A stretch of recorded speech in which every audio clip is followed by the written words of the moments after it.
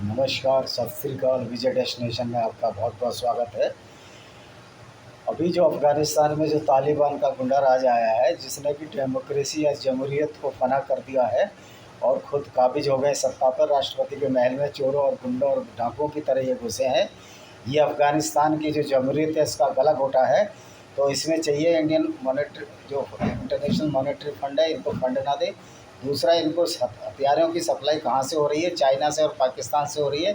तो इनको इनको भी ब्लैक लिस्ट में डाले, इनको भी फंडिंग ना करे और चाइना को यूएनए की सदस्यता से हटाए। क्योंकि अगर चाइना ही गुंडागर्दी करेगा, चाइना को एक नज़ीर पेश करनी चाहिए थी कि ऐसे जो यूएनओ का वो मेंबर है, परमानेंट मेंबर है, जिसमें रूस, चीन, फ्रांस, ब्रिटेन और अमेरिका मेंबर हैं। तो इनको बजाय गुंडागर्दी करने के चीन को, इसको एक ऐसी मिसाल पेश करनी चाहिए थी, नज़ीर पेश करनी चाहिए थी कि वो शांतिप्रिय और न्यायप्रिय देश है।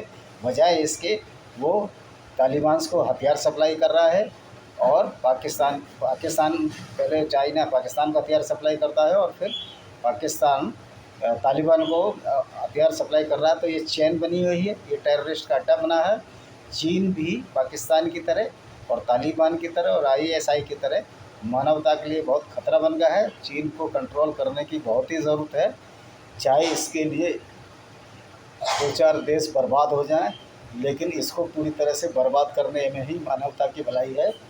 क्योंकि ये एक ऐसा देश है कि जो दूसरों की ज़मीन हथियाता जा रहा है। 48% ज़मीन इसके पास अपनी है, बाकी 52% इसकी इलीगल ऑक्यूपाइड ज़मीन है।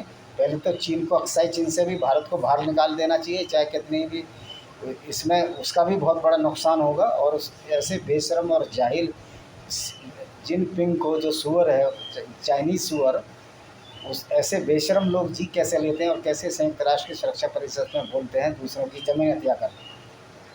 दूसरा, जो तालिबानी गुंडे हैं जो अफ़गान पब्लिक को मार रहे हैं या दूसरे माइनॉरिटीज़ को भी मार रहे हैं, तो मेरा सवाल ये है कि हम जो सनातन वैदिक धर्मी लोग हैं, हम हर धर्म वालों को शरण देते हैं और अफ़गानी भाइयों को भी हमारे देश में बहुत बहुत स्वागत है। लेकिन जब मंदिर और गुरुद्वारों पर जो, या जैन मंदिर और बुद्धिस्ट मंदिर जो कि सनातन धर्म के ही एक पार्ट हैं, भाग हैं, उन पर हमला होता है, तो हमारे मुस्लिम भाई बिल्कुल मूक दर्शक की तरह क्यों खड़े रहते हैं? चाहे वो अफ़गानिस्तान हो, चाहे पाकिस्तान हो। इसका मतलब ये है कि एक हाथ से ताली कभी नहीं बजती है। खाली हिंदू ही कब तक बलिदान देते रहेंगे और कब तक आप लोगों को सुरक्षा देंगे, जबकि आपके भाइयों द्वारा, मुस्लिम ब्रदरन द्वारा ही हिंदुओं को अफ़गानिस्तान में सताया जा रहा है, उनके मंदिरों को तोड़ा जा रहा है, बामीन बुद्धा की मूर्ति तोड़ी गई, गुरुद्वारे में खालसा का झंडा हटा दिया गया। तो ऐसे बहुत सारे नीच और जाहिल और गंवार और हैरानी भरे इन दरिंदों, या इनको कहो ये कुत्तों से भी बदतर लोगों द्वारा किए जा रहे हैं। चाहे वो पाकिस्तान के कुत्ते हों, चाहे वो अफ़गानिस्तान के कुत्ते हों, जो कहने को तो अपने को सच्चा मुसलमान कहते हैं, लेकिन ऐसे लोग कुत्तों से भी बदतर हैं। क्योंकि वो हमारे मंदिरों को तोड़ रहे हैं, गुरुद्वारों को तोड़ रहे हैं और हमारे माइनॉरिटीज़ भाइयों को मार रहे हैं। और ये शरिया लाने का मतलब ही ये है कि माइनॉरिटीज़ को कोई हक नहीं होता। शरिया एक बहुत ही मानवता विरोधी एक लॉ है, जो इस्लामिक लॉ है, और ये कुरान की उन्हीं आयतों पर चलता है जिसमें कहा गया है कि हमारा किसी भी काफिर के साथ दोस्ती हो ही नहीं सकती।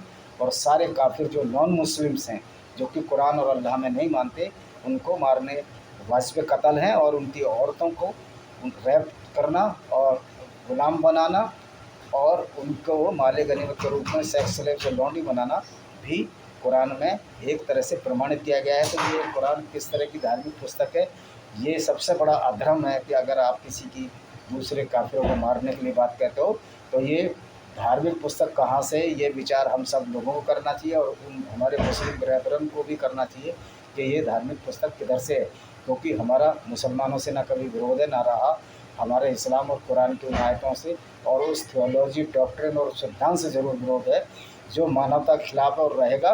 तो मेरा मुस्लिम भाइयों से, अगर वो हमारे सपोर्ट चाहते हैं अफ़गानी मुस्लिम भाई, तो उनको भी चाहिए कि हिंदू और सिखों और जैन बौद्ध जो भी वहाँ बचे हैं, जैन बौद्ध तो शायद होंगे नहीं, सबसे ज़्यादा वहाँ हिंदू हैं, हिंदू और सिखों को कंधे से कंधा लड़कर उम्मीदवार करें।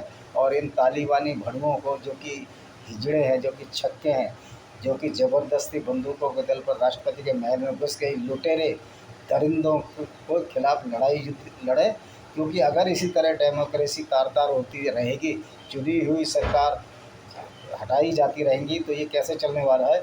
और इमरान खान जैसा बहुत बड़ा एक, उसको हम कुत्ते में तो फिर भी अकल होती है, कुत्ते से भी गया बेता है, जिसने ये कहा है कि तालिबान ने अपनी स्वतंत्रता हासिल कर ली है। ईश्वर करे कि इमरान खान को भी ऐसी फ़ौज इसको लड़ के हरा, इसको जेल में डाले, और तब इसको समझ में आएगी कि उन्होंने तेरी स्वतंत्रता क्या होगा। तो ये पाकिस्तानी लोग मूर्ख हैं, इनका प्रधानमंत्री नंबर 1 का जाहिल है, गँवार है, और चाइना से सपोर्ट पा रहा है, और चाइना इनको खा जाएगा, इसको पता नहीं है। और ये जितने भी अब शरण मांग रहे हैं इंडिया में मुस्लिम बिरादरन, ये उस टाइम क्यों नहीं देखते जब हिंदुओं को मारा काटा जाता है। ये इनके लिए गैरत की बात नहीं है, या इतने ये बेशर्म हो गए हैं कि हिंदुओं के मारने पर ये ना अफ़गानिस्तान में बोले, ना ये कहीं पाकिस्तान में बोले, लेकिन शरण मांगने के लिए यहाँ सब आ जाते हैं। खैर, हम सनातनवादी लड़ेंगे, उनका स्वागत है, लेकिन उनको भी हमारे लिए कुछ बलिदान देने पड़ेंगे, अन्यथा गाड़ी ये कभी एक हाथ से ना ताली बजती है, ना गाड़ी एक पटरी पर चलती है। दोनों तरफ से जब पटरियाँ होती हैं तभी गाड़ी चलती है। इन्हीं शब्दों के साथ मैं अपने इस वीडियो को विराम देता हूँ। वंदे मातरम। जय हिंद।